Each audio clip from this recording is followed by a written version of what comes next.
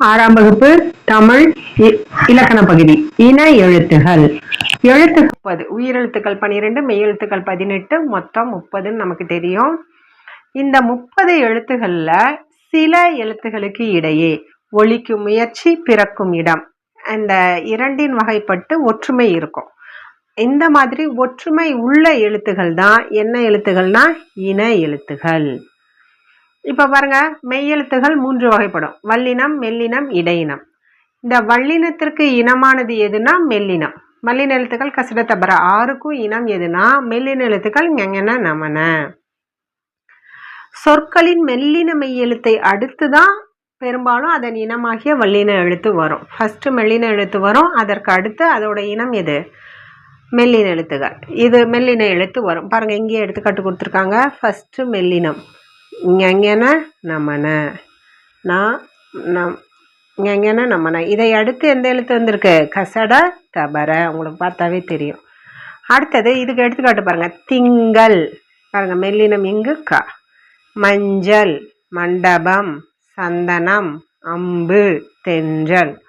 இதில் நீங்கள் இந்த நகரம்லாம் நமக்கு சந்தேகம் வந்துச்சுன்னா, ஒரு சிலர்லாம் 2 சுழினாவா 3 சுழினாவான்னு சந்தேகம் வந்துச்சுன்னா, டா, இப்போ டா வந்துச்சுன்னா அதுக்கு பக்கத்தில் 3 சுழி தான் வரணும். தன்னகரம்னு சொல்லுவோம். அதை நீங்கள் சந்தேகமே இல்லாமல் தன்னகரத்தை 3 சுழின்னா போட்டுடலாம். மண்டபம்னா அதே மாதிரி, தென்றலும் அதே மாதிரி தான்.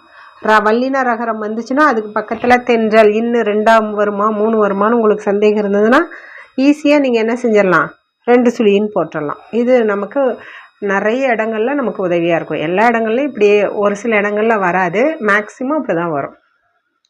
அதே மாதிரி இடையின எழுத்துக்கள் 6ம் ஒரே இனம் தான். எரல வளல இது 2ம் ஒரே இனம், இடையினம் அப்படிங்கிற ஒரே இனம் தான். இதுக்கு எதுவும் இன எழுத்துகள் இல்லை. அடுத்தது உயிரெழுத்துகள் பார்த்தோம்னா அதுக்கு இனம் ஒலிக்கும் முயற்சி. ஃபர்ஸ்ட் நெடில் எழுத்து வரும், அடுத்தது குறில் எழுத்து வரும். ஆ, அ, இ, உ, ஊ, ஏ, ஐ. ஐக்கு இனம் இ. இது முக்கியமா, ரொம்ப முக்கியம். ஏன்னா ஐக்கு அதே மாதிரி ஒலிக்கிற ஒற்றுமை உள்ள எழுத்து எதுனா ஐ, இ அப்படி ஞாபகம் வச்சுக்கோங்க. ஐ. ஓ, ஓ அதே மாதிரி ஔ. அவுக்கு எது இனமாக வருது? ஊ. இது 2ம் ரொம்ப ரொம்ப முக்கியம். சரிங்களா? ஐ, ஔ. அவுக்கு இன எழுத்து எது? ஊ. ஐக்கு இன எழுத்து எது? இ. இது அடிக்கடி கேட்குற கொஷின்.